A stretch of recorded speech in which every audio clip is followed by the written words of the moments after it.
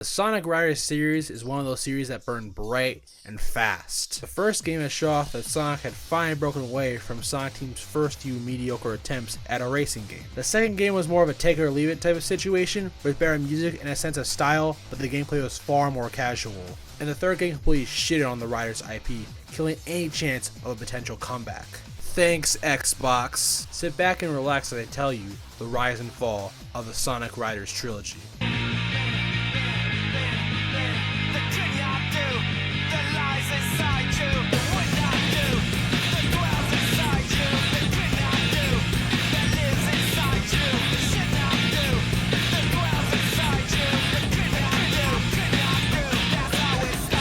When it comes to the first Sonic Riders, it came out at a time when Sonic was a lot more lively compared to the last Sonic racing game.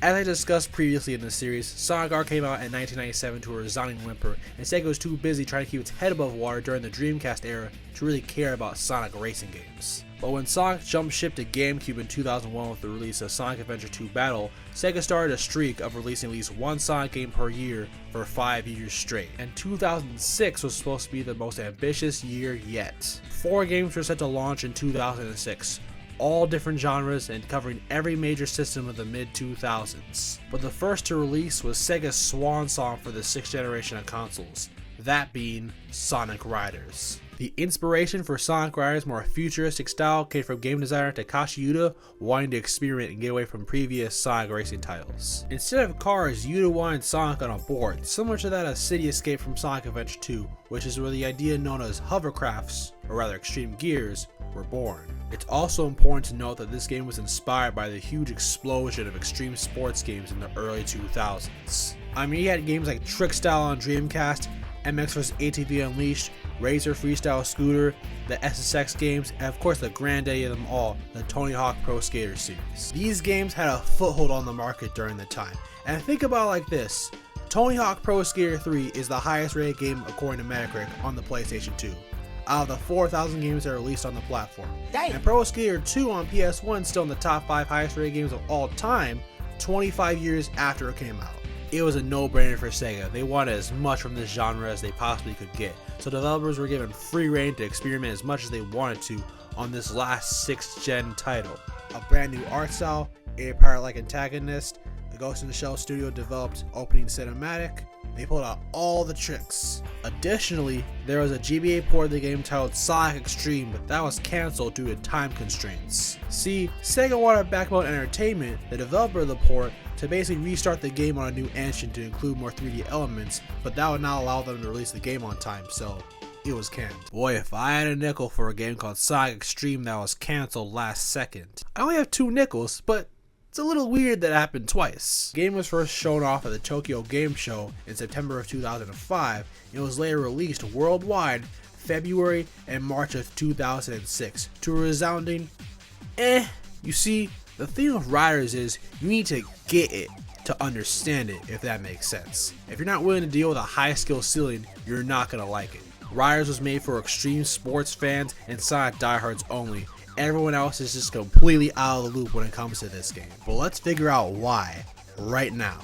The presentation definitely highlights the futuristic themes of the game, and it sure as hell a big improvement on what Sonic R brought to the table. The color composition does wonders in making each environment, each stage look different from one another. And the text prompts from the tricks further push this extreme sports-esque aesthetic. Though I will say, the graphics do seem toned down compared to Sonic Heroes and Shadow the Hedgehog, in order for the game to be at 60 FPS. But trust me when I say, it was all worth it. Gameplay of Sonic Riders is unlike any Sonic racing game before, a combination of Tony Hawk, F-Zero, and a little bit of Jet Set Radio in the middle. Main mechanics of Sonic Riders is the trick system and your speed meter. Every jump allows you to do various tricks with the analog stick. If you fail to land the jump, you get a C rank and lose all your speed in the process. But if you land your board, your speed will increase depending on what rank you get, which maxes out at rank X for being able to perform 5+ tricks in a row without failure. Furthermore, drifting and boosting are also utilized through the speed meter, so you'll be engaged for each race you play. There are various methods besides tricks to fill up your speed meter. You can use the pit stops, but that will slow you down a little bit, so you might not want to use them. There's also rings and energy to collect throughout the stages. Each stage offers various shortcuts throughout in a similar fashion as Sonic Heroes with speed, flight, and power options. Speed characters get grind rails a la SA2, flight type characters get hoops, and power type characters get hallways full of things to break. They are essential for clearing all these levels with first place rankings. In particular, I had an issue with Skyro until I took the hoops as wave, and then I won the race. And there's also turbulence stuff by the first place player to allow other players to catch up. There's also these control stick spinning sections that ski lift you to the next section of the area. Stop! Chances are, if you haven't played this game in a while, or at all, you're probably scratching your head right now, but you have to get Sonic Riders to enjoy it. But there's a bunch of other modes to get you acquainted with this gameplay shift. There's your standard Grand Prix, time trials, and single player races, but there's also a mission mode akin to Mario Kart DS, providing the player various challenges within a time limit. It's pretty fun stuff. I'll definitely go back to this at some point. Tag mode is basically a 2v2 team mode where you share your speed meter, and the survival modes are similar to Mario Kart Double Dash in how they operate with the shines and then the balloons. In this case being Chaos Emeralds and Stars. These modes can be decent fun when you're bored of the actual races. But the real mode I delved into was the story mode that introduced the aforementioned air pirates as the Babylon Rogues. Jet the Hawk, Wave the Swallow, and Storm the Albatross. They're descendants of ancient thieves that were cast in the pits of hell for their crimes, and now they walk the planet as the last of a dying breed. You think for how badass they sound, they wouldn't look like a bunch of Sesame Street rejects? But hey, that's the nuance of Sonic lore. Eggman tasked the Babylon Rogues with stealing the Chaos Emeralds as a part of his World Grand Prix, and Sonic is opposed to this, obviously. And I gotta say, I love how expressive the characters are, especially Jet and Wave's interactions, and Jet is such a devious rival to Sonic. At least Knuckles was tricked by Eggman into fighting Sonic, and Shadow was brainwashed by Joe Robotnik, but Jet the Hawk just fights Sonic for the love of the game. He goads Sonic throughout the game and ends up blowing up his board in the very last race just to win the entire Grand Prix. What a hater. But the World Grand Prix was all a scheme so Eggman can get the treasure of Babylon Garden, which was just opened up, which then concludes with Sonic and Jet racing one more time, with Sonic being crowned as the fastest thing alive. Eggman then confronts Team Sonic and the Babylon Rogues to steal the treasure, only to find out that same treasure was a goddamn carpet. It's a fun story with loads of classic moments, but there's one issue omnipresent throughout: translation issues. You'd think by the year 2006 this wouldn't be an issue for Sega, but due to their annual release schedule, you get scenes like this. Not just a race, but a special race to see who's the fastest. Really, nigga? And this is even more funny considering the game dropped first in North America in February 2006, so it's like, huh? Surely this rush schedule for Sonic Team will not get the best of them by the end of this year, right? We'll get to that. And also, there's a lack of unique stages here. There's 13 in the story, which sounds fair, but the Babylon stages are basically just the Sonic stages with slightly different layouts, so really you only get 7 levels here. But besides that small blemish, this is the greatest racing game in the series, bar none. The fast, fluid gameplay plus its skill ceiling gives it an edge above any other racing game you can compare it to.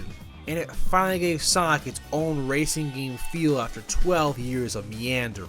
Even after nearly 20 years, diehard Sonic fans are still attached to this game, creating such mods and fan projects such as Sonic Riders Tournament Edition and Sonic Riders DX. And by no one's surprise, the soundtrack is fire in this one too, especially the 2 vocal themes like Rumblebee, Sonic Speed Riders, and Catch Me If You Can. But the next game would face hurdles like no other, as Sonic Riders was the last game that involved Yuji Naka, who was the co-creator of Sonic and the programmer behind Sonic the Hedgehog 1, as he left Sega in March of 2006. In the next 2 games, the Sega's 4-game strategy for 2006, Sonic 2006 on Xbox 360 and PlayStation 3, as well as Sonic the Hedgehog Genesis on Game Boy Advance, were both lambasted by critics and fans alike. 06 in particular put quite a dark claw on the franchise that only is now recovered from it. But let's reel it back. Sonic Riders was successful enough, especially on PS2 and GameCube, to get a sequel in quick succession. Sega wanted to capitalize on the casual market the Wii had just struck up, as they wanted Sonic Team to port Sonic 06 to the Wii. That would have been fun.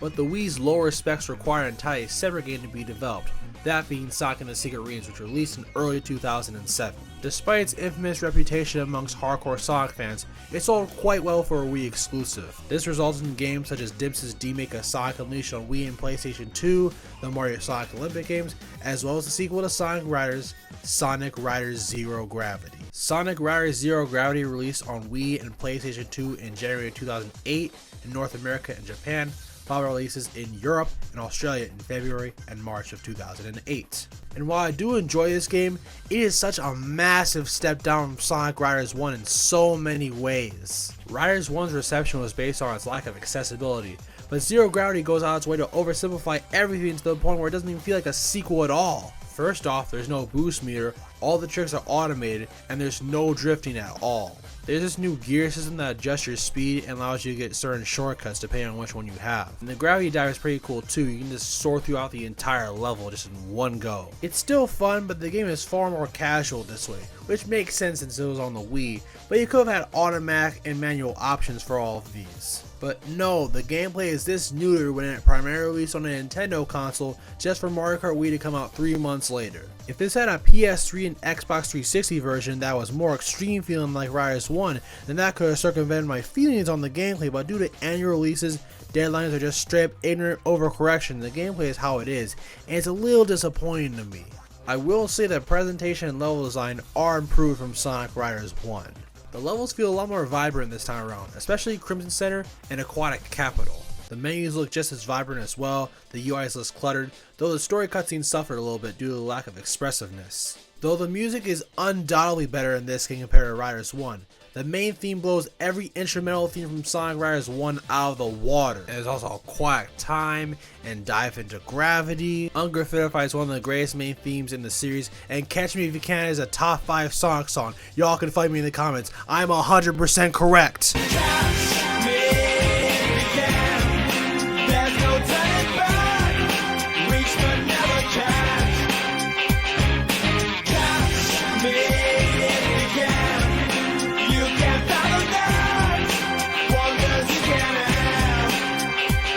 Anyways, despite the issues I have with the game's cutscenes, the story is great in this one.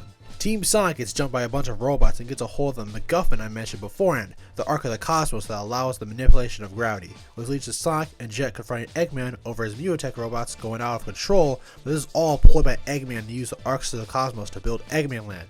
But Babylon and Sonic race to swipe that out of his hands. But all parties lose control of the Arc of the Cosmos, and it all ends in a giant robot threatening to destroy the entire world. Maybe it's a little bit out there for a plot that revolves around hoverboards, but it's pretty entertaining all the same. One moment I want to highlight is Eggman sneaking onto Jet's ship and stealing 3 of the Arc pieces from right in front of him.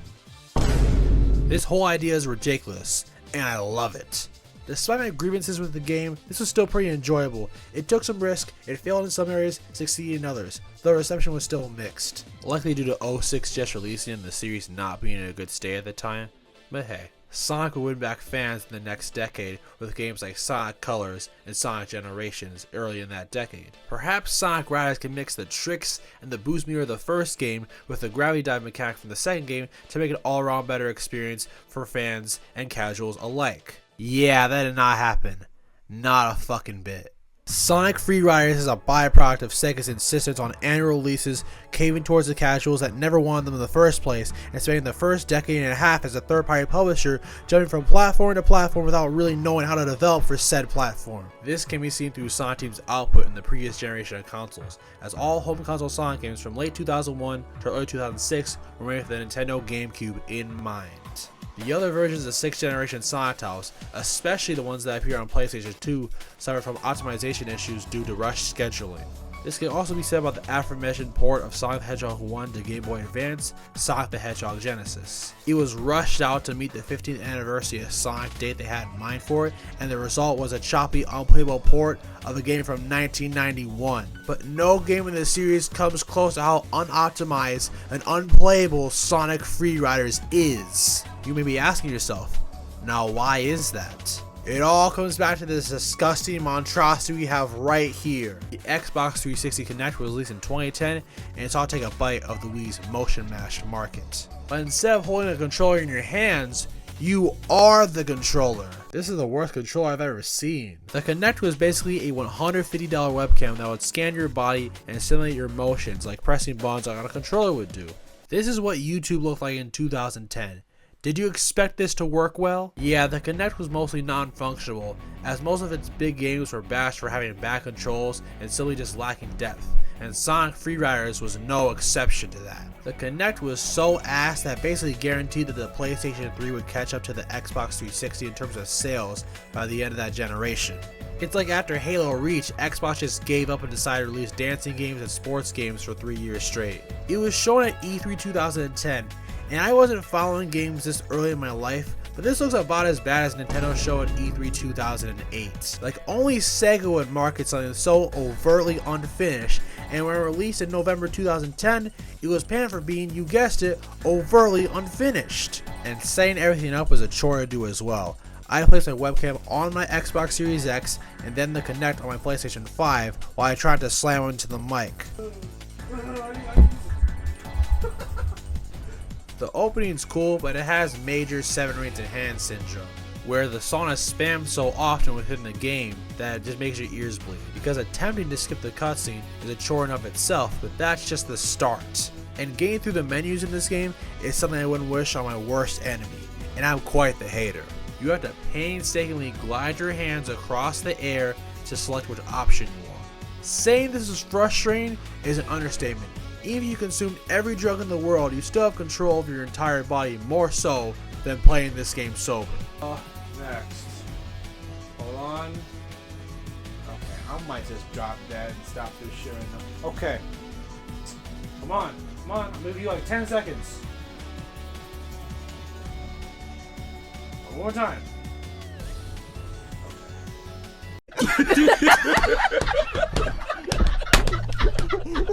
I hit the light Yagami laugh multiple times during my recording session due to how unresponsive this is. But the actual gameplay is just as bad, if not worse. You have to stand still and lean forward to accelerate, jump on ramps, grab rings, throw M's, and a bunch of other nonsensical bullshit. I hope none of y'all are gonna blame me for not finishing Sonic Freeriders, but after 30 minutes, I was too exhausted to keep going. You'd have to be a masochist to play this. This is also the first Sonic game with a Studiopolis cast, and it shows. It's definitely a missed opportunity that we never got a writer's story mode when Jason Griffith was still voicing Sonic, Shadow, and Jet during the 4Kids era. But with how nothing this plot is, I think Griffith went out good with Black Knight. This whole thing was for Sega to be able to remove the middleman, that being 4Kids Entertainment, so they can set up shop in-house in California. The cutting cost approach continues with the presentation of this game, and this is truly pathetic. The cutscenes are just PNGs over the CRT filter. Like, did they even try? Dog, Sonic X on Game Boy Advance Video has more frames of animation than these cutscenes put together. And the graphics have no style either. This doesn't look much better than Mario Kart Wii, which came out in 2008, but we all know the Wii was about on par with the GameCube in terms of power. So basically, I've seen GameCube games that look better than this. I'm done. We're moving on to the next point. I think it's my time to shut this off, okay? Alright, y'all. I'm out. Peace. You see, a few months ago, I played a game called Spirit of Speed 1937 on Dreamcast. It was terrible in almost every way, but you could give it credit for its old-timey aesthetic. And I deemed it the worst racing game ever at the time. But Sonic Freeriders takes the cake. 1937 isn't playable, but at least you can use a controller. Reckon the Dreamcast controller isn't that great, but it's magic compared to the Kinect. Not only is Sonic Freeriders the worst racing game I've ever played, above such stinkers like Big Rigs, Spirit of Speed, Carmageddon, and Monster Truck Madness 64, but it is leaps and bounds the worst Sonic game ever made. You know what? Fuck that. No, nigga. No. No. No! This is the worst game I've ever played. Pardon the old school style tangent, but there isn't a single game worse than this. Tell me there's something in the comments. There's not one. Not a single one. It'd be less frustrating playing Extra Mode and Shadow the Hedgehog for 9 hours straight while drunk out of my mind. This makes Sonic Boom on Wii U look like peak cinema in comparison. This makes the controls in Sonic and the Secret Rings look responsive in comparison. Hell, I even have a newfound appreciation for Sonic Drift 1 after playing this. Sega must have known this game would kill the series, as they had another racing game out earlier that year called Sonic and Sega All-Stars Racing on all major 7th gen consoles. It's just unfortunate that the potential of the series was never fully realized. The first one could use more content, the second one watered everything down, and the third one was just horrible in every aspect you could possibly imagine. But we're not at All Stars Racing just yet. We need to cover the fourth game of the 15th anniversary of Sonic, that being Sonic Rivals on PSP in 2006, as well as its sequel, Sonic Rivals 2 in 2007. I'll see y'all for that. Thanks for watching. Click here to see all the streams for the first 2 Riders games, as well as the marathon of the racing games I'm covering, and I'll see y'all next time. Peace.